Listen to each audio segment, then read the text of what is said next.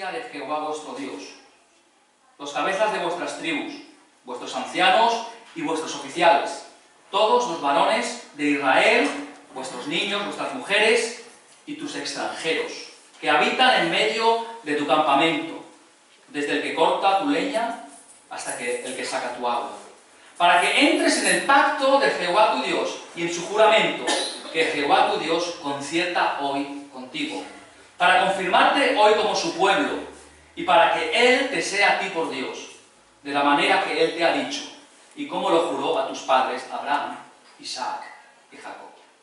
Y no solamente con vosotros hago yo este pacto y este juramento, sino con los que están aquí presentes hoy con nosotros delante de Jehová nuestro Dios y con los que no están aquí hoy con nosotros. Porque vosotros sabéis cómo habitamos en la tierra de Egipto y cómo hemos pasado por en medio de las naciones por las cuales habéis pasado.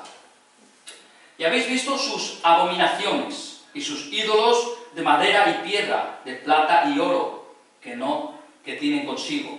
No sea que haya entre vosotros varón o mujer o familia o tribu cuyo corazón se aparte hoy de Jehová nuestro Dios para ir a servir a los dioses de esas naciones.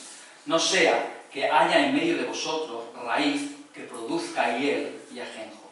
Y suceda que al oír las palabras de esta maldición, él se bendiga en su corazón, diciendo: tendré paz, aunque ande en la dureza de mi corazón, a fin de que con la embriaguez quite la sed.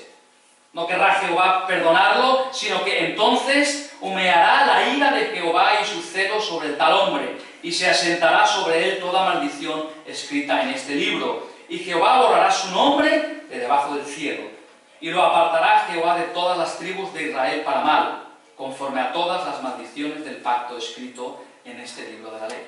Y dirán las generaciones venideras: vuestros hijos que se levanten después de vosotros, y el extranjero que vendrá de lejanas tierras, cuando vienen las plagas de aquella tierra y sus enfermedades, de que Jehová la habrá hecho enfermar, azufre y sal, abrasada toda su tierra, no será sembrada, ni producirá, ni crecerá en ella hierba alguna, como sucedió en la destrucción de Sodoma y Gomorra, de Adma y de Zeboim, las cuales Jehová destruyó en su furor y en su ira. Más aún, todas las naciones dirán: ¿por qué hizo esto Jehová de la tierra? Jehová a esta tierra, perdón. ¿Qué significa el ardor de esta gran ira? Y responderán: por cuanto dejaron el pacto de Jehová, el Dios de sus padres, que él concertó con ellos cuando los sacó de la tierra de Egipto, y fueron y sirvieron a dioses ajenos y se inclinaron a ellos, dioses que no conocían y que ninguna cosa les habían dado. Por tanto se encendió la ira de Jehová contra esta tierra, para traer sobre ella todas las maldiciones escritas en este libro.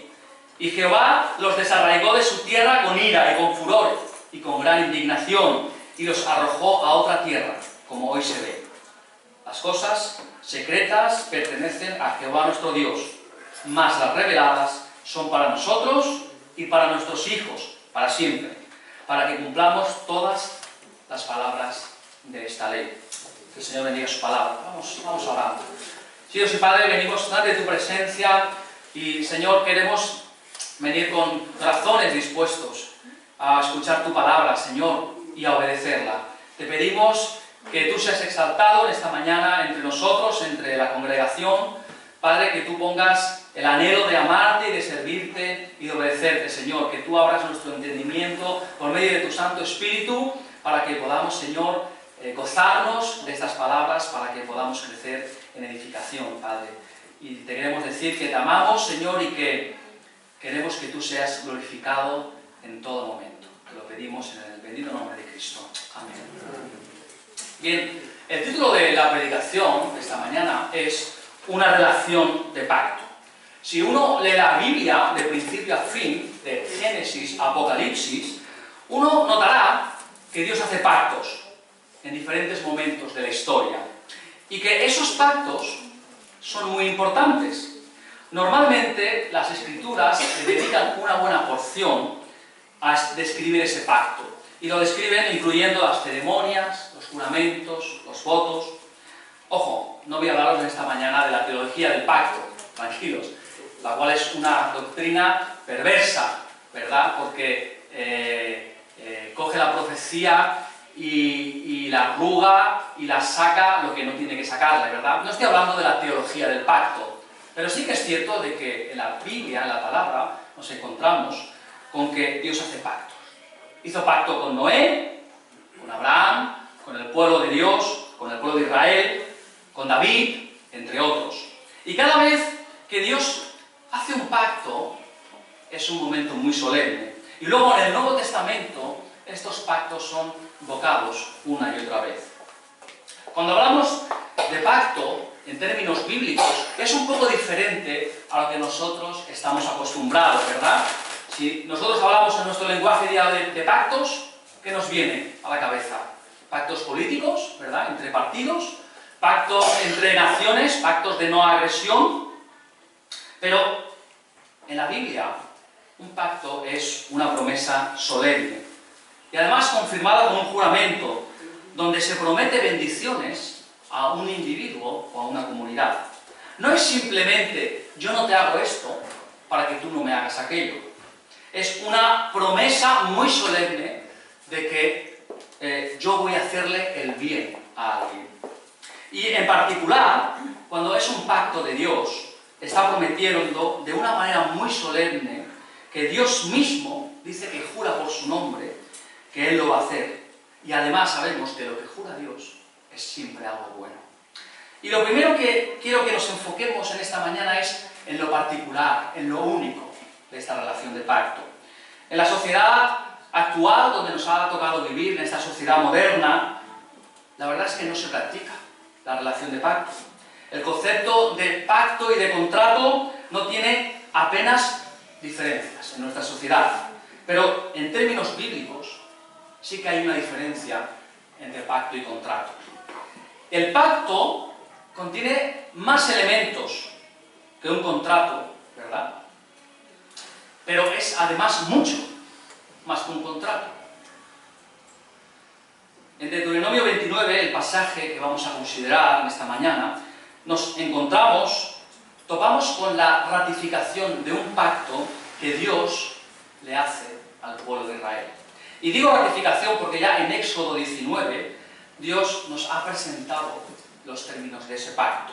Pero es aquí, en el capítulo 29 de Deuteronomio, poco antes de la partida de Moisés, donde una vez más se presentan las promesas y los términos del pacto de Dios con el pueblo de Israel. Y esto es a lo que llamamos el viejo pacto o el pacto mosaico. Y una de las cosas que notamos, no sé si os habéis dado cuenta, es que cuando Dios usa el lenguaje de pacto, utiliza los pronombres posesivos. Por ejemplo, si vamos al versículo 12 y 13, encontramos, dice, para que entres en el pacto de Jehová, tu Dios, y en su juramento que Jehová, tu Dios, concierta hoy contigo, para confirmarte hoy como su pueblo, y para que Él te sea a ti por Dios, de la manera que Él te ha dicho, y como lo juró a tus padres, Abraham, Isaac y Jacob. Denota este uso de pronombres posesivos, denota una relación muy íntima. Si vosotros no me conocierais de nada, y yo os hablara de mi hijo en estos términos, y os dijera mi Joel esto, mi Joel lo otro, rápidamente descubriríais que estoy hablando de alguien muy cercano a mí, seguramente mi hijo. Cuando se usan estos pronombres, inmediatamente implica intimidad. Pero además, en este pasaje, además de utilizar el lenguaje de la intimidad, también nos encontramos con leyes y con regulaciones. Versículo 9. Guardaréis pues las palabras de este pacto y las pondréis por obra para que prosperéis en todo lo que hiciereis. La relación del pacto es íntima y personal, pero también, y por usar un lenguaje de ley, eso lo hace comprometido y permanente. O sea que no solamente hay intimidad, sino que también hay compromiso. La relación de pacto es una relación más íntima y amorosa que una relación legal, pero más duradera y permanente que una relación personal. ¿Sí? Voy a repetir. La relación de pacto es más íntima y amorosa que una relación legal, pero más duradera y más permanente que una relación personal. La relación de pacto es la combinación perfecta entre ley y amor. Es una relación personal que por el hecho de tener un compromiso legal aumenta en intimidad y en amor, y que además incluye promesas, votos, juramentos voluntarios de permanecer fiel y de amar, no importando las circunstancias. Y la sociedad moderna no entiende muy bien este concepto del pacto, ni además no lo aplica a sus relaciones más íntimas. Porque hoy en día todo gira alrededor del individuo, de sus derechos y de su felicidad personal. Y la actitud que más frecuentemente encontramos hoy dentro de la iglesia o fuera de la iglesia es la siguiente: yo voy a ser lo que debo ser mientras tú seas lo que debes ser. Es decir, yo te voy a dar mientras tú me des. Mientras que la actitud de una persona que aplica el concepto de pacto sería más bien así: yo voy a ser lo que debo ser, aunque tú no seas lo que debes ser. Es muy diferente, ¿verdad? Uno es como un amor incondicional, lo otro sería condicional, condicionado a lo que otro me va a devolver, como un negocio. Yo doy mientras tú me das. Por eso es que entrar en pacto a lo mejor puede dar miedo, porque un pacto solo funciona si las dos partes entran en pacto. Porque ¿qué pasaría si yo entro en una relación de pacto con otra persona, pero esa persona no entra en esa misma relación conmigo? Pasaría que el otro podría abusar de mí, ¿verdad? Porque sabe que yo voy a darle, aunque no reciba nada. Él podría explotarme. Por eso hay personas que le tienen miedo a la relación de pacto. Dentro de una relación de pacto, la relación es más importante que las necesidades, que mis necesidades. Y además, se tiene una visión, un entendimiento de compromiso dentro de esa relación de pacto. Con eso, no estoy diciendo que todas nuestras relaciones tengan que ser de pacto, evidentemente. Es apropiado que tengamos otro tipo de relaciones. Fijaros, si decimos que en un extremo estarían las relaciones de pacto, las relaciones más íntimas, en el otro extremo estarían las relaciones comerciales. Por ejemplo, ¿no? Yo tengo mi supermercado de confianza, al cual voy a comprar, al cual estoy a gusto, pero si encuentro algo que sea más barato, me marcho, no tengo ningún problema, no tengo ningún compromiso, ¿verdad? Hay otras relaciones que están en medio. Hay amistades muy cercanas y que además están muy cercanas a esa relación de pacto. Y hay otras relaciones de conocidos, de amigos. Así que, fijaros, en nuestra vida diaria en la que nos movemos, tenemos en un lado, en un extremo, las relaciones de pacto, que son las relaciones que podemos tener con nuestro esposo, con nuestra mujer, con nuestros hijos. Luego estarían en el medio las relaciones con algunas amistades y en el otro extremo las relaciones comerciales. Pero fijaos una cosa, si decimos que las relaciones más profundas, más placenteras y más duraderas son las de relaciones de pacto, entonces tu relación con Dios tiene que ser una relación de pacto. Y el problema es que el hombre de hoy le es difícil combinar ley y amor. O amor con deber, amor con compromiso. A veces escucho decir a personas: yo soy espiritual, pero no soy religioso. Yo quiero tener una relación personal con Dios, creo en Dios, pero no quiero pertenecer a ninguna iglesia. No quiero gente diciéndome cómo tengo que vivir ni qué reglas seguir. Solamente quiero relacionarme con Dios a mi manera. No quieren entregar su libertad o su derecho de determinar lo que es correcto y lo que no es correcto. Lo que muchos quieren es una relación personal con Dios, pero no una relación de pacto con Dios. Y además, la Biblia dice que eso es imposible. No es posible. Dios solamente se relaciona con las personas mediante pactos. Si tú tienes una relación con Dios, aunque no lo sepas, es una relación de pacto. Dios hizo pacto con Adán, con Noé, con Abraham, con Moisés, con David, con su pueblo. Todas las relaciones de Dios fueron a través de un pacto. Y eso quiere decir que pretender tener una relación con Dios, pero que no sea con un compromiso, no es bíblico. Y además de no ser bíblico, no es posible. Y eso es lo particular de una relación de pacto. Todos los pactos tienen términos y condiciones, ¿verdad? En ese sentido sí que se parece a un contrato, aunque es mucho más que un contrato. Todos los contratos tienen términos y condiciones, y cuando se cumplen esos términos hay bendiciones, y cuando no se cumplen hay penalidades. Por ejemplo, imaginad que alquilamos un piso, ¿verdad? Firmamos un contrato, y sabemos que si pagamos cada mes tenemos derecho a vivir allí, pero si nos retrasamos nos pueden echar. ¿Sí? En el lenguaje bíblico, si uno falla, dice que hay maldiciones. Por eso, leemos en el versículo 9: guardaréis pues las palabras de este pacto y las pondréis por obra para que prosperéis en todo lo que hiciereis. Dios le dice a su pueblo: obedece todas estas regulaciones que te estoy dando y vas a prosperar.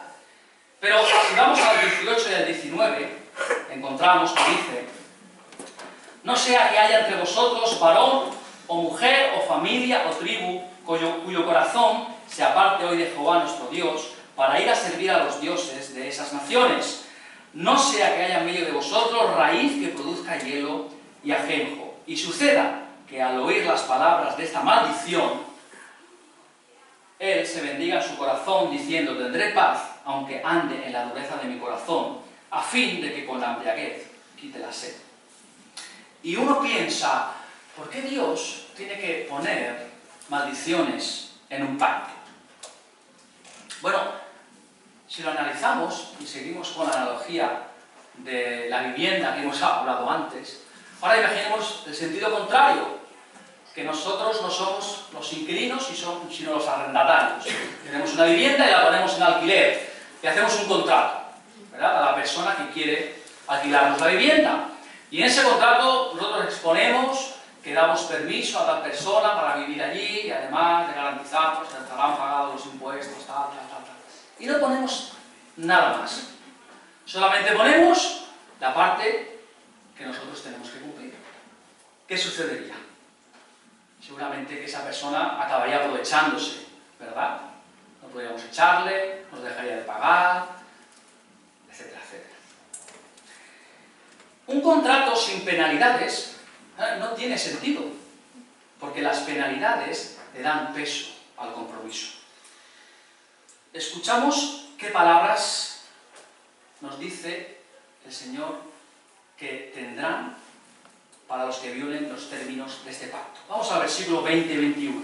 Dice: no querrá Jehová perdonarlo, sino que entonces humeará la ira de Jehová y su celo sobre el tal hombre, y se asentará sobre él toda maldición escrita en este libro, y Jehová borrará su nombre de debajo del cielo, y lo apartará Jehová de todas las tribus de Israel para mal, conforme a todas las maldiciones del pacto escrito en este libro de la ley. Esto es un pacto con penalidades. Cuando uno escucha a Dios decir que jamás querrá perdonar y que toda maldición caerá contra el que viole los términos del pacto, uno podría preguntarse: ¿pero acaso Dios no perdona? Porque ¿quién no falla? Cuando uno entiende lo que es un pacto con sus términos, sus condiciones, maldiciones y bendiciones, uno llega a entender mejor cuál es el lenguaje central de la Biblia. Porque en todas las páginas de la Biblia uno encuentra a Dios diciendo cosas como: no puedo bendecir a un Dios, a un pueblo desobediente, deben obedecerme, deben guardar mis mandamientos, deben seguirme con todo su corazón, soy un juez justo, no puedo pasar por inocente al culpable. Abre la Biblia por cualquier parte y vas a encontrar a Dios de alguna manera pidiendo obediencia. Pero por otro lado, también si abres la Biblia, casi en cualquier lugar, encontrarás palabras de Dios diciendo: yo nunca te dejaré, nada podrá separarte de mí, yo no te abandonaré, yo siempre te voy a aceptar. Una y otra vez encontramos a Dios prometiendo esto. Por lo tanto, encontramos lugares donde se nos dice que solo nos va a bendecir si lo obedecemos, y otros en los que se nos dice que nos va a bendecir siempre y que además está garantizado. ¿Y cómo es eso? ¿Cuál de las dos? ¿Alguna vez te has preguntado eso? Esta aparente tensión, aparentemente irreconciliable, es la historia central de la Biblia. De eso se trata la Biblia, de resolver este problema. Si uno lee la Biblia, se da cuenta de que el pueblo de Dios falla una y otra vez. Una y otra vez. Y uno al final se pregunta en algún momento si Dios va a ceder. Si Él va a decir: bueno, no pueden cumplir el 100% de las reglas, así que vamos a rebajar el listón para que puedan salvarse. En lugar de un 100%, voy a exigirles un 30%, para que al menos uno se salve, ¿verdad? Porque el pueblo falla una y otra vez, es incapaz de cumplir la ley. Pero si Dios baja las reglas, ¿en qué va a quedar su santidad? ¿Os imagináis a un Dios diciendo: no robarás, pero depende de las circunstancias, sí? ¿Os imagináis a un Dios diciendo: solamente se puede adulterar a veces? ¿Qué pensaría alguien de un Dios que hiciera eso? Que estaría comprometiendo su santidad. Pero ¿qué pasaría si Dios entonces abandona a su pueblo? ¿Dónde estaría su fidelidad? O como se preguntan los teólogos, ¿son las bendiciones de Dios condicionales o incondicionales? ¿Cuál de las dos? Si son condicionales, entonces tengo que obedecer para recibir la bendición de Dios. Si son incondicionales, no importa lo que haga, porque voy a recibir las bendiciones de cualquier manera.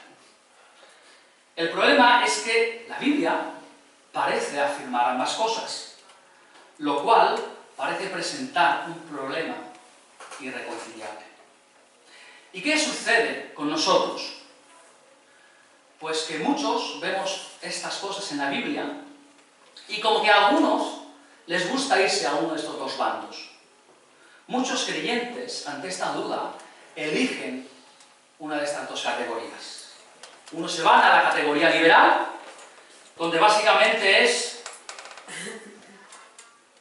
obedecer a Dios es importante, pero tampoco importa mucho lo que Él haga, porque al final Él ama a todo el mundo por igual. O a la categoría legalista, donde sí que es verdad que Dios es amor, pero al final tú tienes que obedecer para salvarte. ¿Dónde te ubicas tú? ¿Qué tendencia tienes?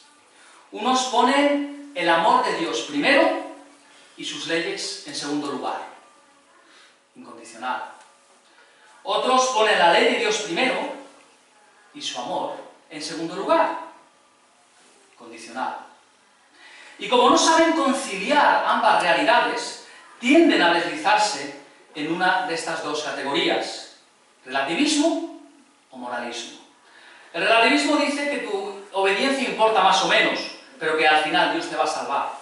Y el moralismo dice que si no te portas bien, no te vas a salvar.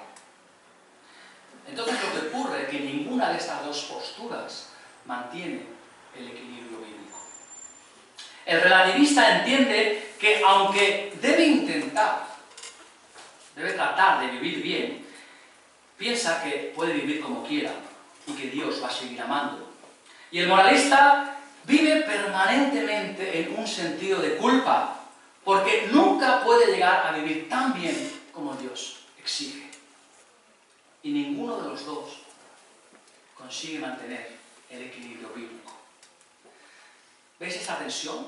Hay un pasaje donde se ve muy bien, es en Jueces, capítulo 2, y versículo del 1 al 3, donde vemos esta tensión en este pasaje. Jueces, capítulo 2 y versículos del 1 al 3, dice: el ángel de Jehová subió de Gilgal a Boquim y dijo: yo os saqué de Egipto y os introduje en la tierra de la cual había jurado a vuestros padres, diciendo: no invalidaré jamás mi pacto con vosotros, con tal que vosotros no hagáis pacto con los moradores de esta tierra, cuyos altares habéis de derribar, mas vosotros no habéis atendido a mi voz.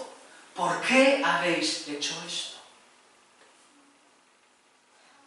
Es como si Dios dijese: yo me comprometí a no quebrar mi pacto con vosotros y vosotros no lo habéis guardado. Y claro, me habéis creado un problema, porque yo les prometí que no iba a dejaros. Pero lo que os merecéis es que os deje. Es más, mi carácter requiere que yo os deje. Mi justicia requiere que yo os deje. ¿Cómo resolver entonces la tensión entre un Dios santo y un Dios perdonador? Bueno, volvamos a nuestro pasaje de Deuteronomio 29 y en el versículo 13 vamos a encontrar una pista que nos va a llevar a la respuesta. Dice el versículo 13: para confirmarte hoy como su pueblo y para que Él te sea a ti por Dios de la manera que Él te ha dicho, y como lo juró a tus padres, Abraham, Isaac y Jacob. ¿Cómo resolver esta tensión entre un Dios que dice: nunca te voy a dejar, nunca voy a quebrantar mi pacto contigo, y un Dios que es santo y justo y que no puede pasar por alto el pecado? Este pasaje dice que en un momento dado Dios le juró a Abraham, a Isaac y a Jacob que Dios sería el Dios de sus descendientes, los israelitas. ¿Y cuándo le juró eso a Abraham? ¿Y qué le dijo Dios? Porque este pasaje de Deuteronomio 29 no es la primera vez que Dios hace un pacto, ¿verdad? Vamos a remontarnos un poco antes para comprenderlo mejor. Vamos a ir al libro de Génesis, capítulo 15. En el capítulo 15 de Génesis nos relata ese encuentro que Dios tiene con Abraham. Del versículo 1 al 6 encontramos ahí la promesa de esa gran descendencia y de una tierra prometida a Abraham. Es cuando Dios le dice: sal, mira las estrellas del firmamento, cuenta las estrellas, todo lo que puedas contar, así será tu descendencia. Muy bien. Eso era parte del pacto y de las bendiciones que le jura Abraham.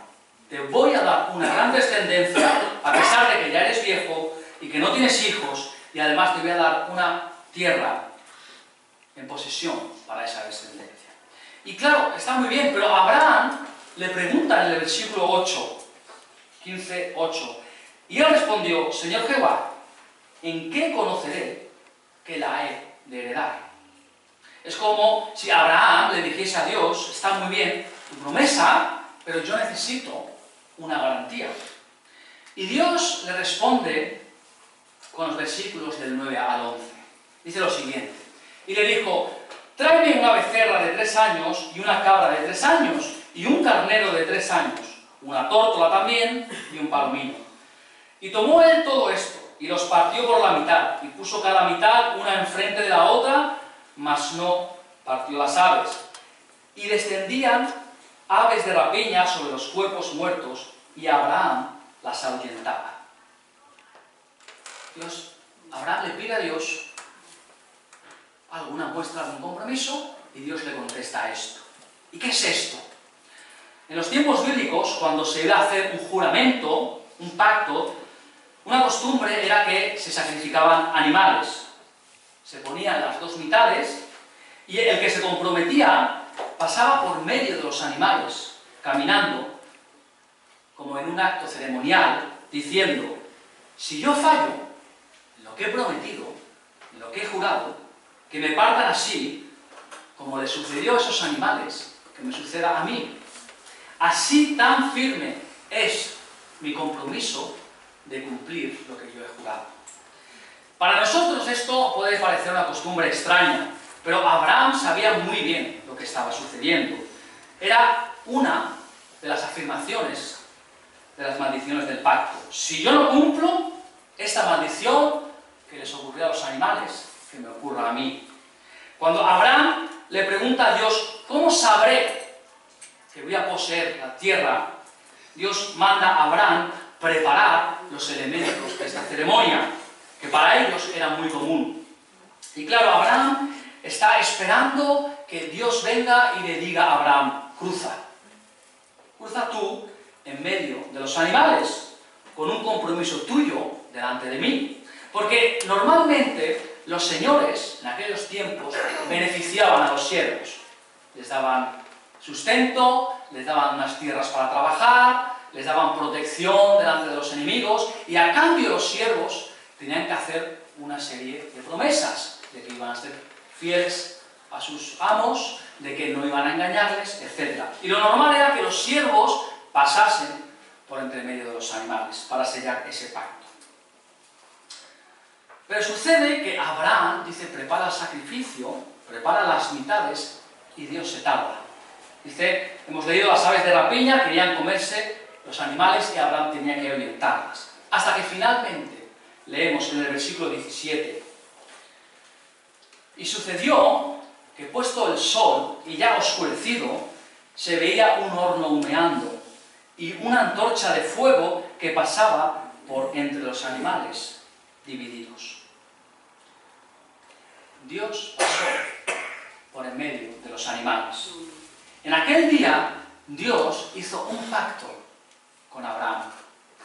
Y claro, para Abraham esto fue chocante, porque no solamente Dios promete a bendecir a Abraham, sino que le está diciendo: si yo no cumplo lo que prometí, que me rompan como estas dos mitades. Él hace un juramento, Dios hace un juramento en el que él recibiría la maldición. Y otra sorpresa es que no le pidió a Abraham que también cruzara, sino que solamente Dios cruzó. Cuando hay un pacto, uno espera que sea el siervo el que cruce. En un momento dado puede cruzar también su señor, pero al menos tenían que cruzar los dos, como un compromiso por ambas partes, donde los dos se comprometen. Pero, ¿qué pasa si en una relación solamente una de las dos partes hacen el pacto? ¿Quién va a recibir todas las consecuencias? Solamente el que se compromete. Y en este caso, Dios hace un pacto con Abraham, y el único que se compromete a cumplirlo es Dios. Dios no le pide a Abraham: comprométete. Dios es el único que pasa entre las dos mitades.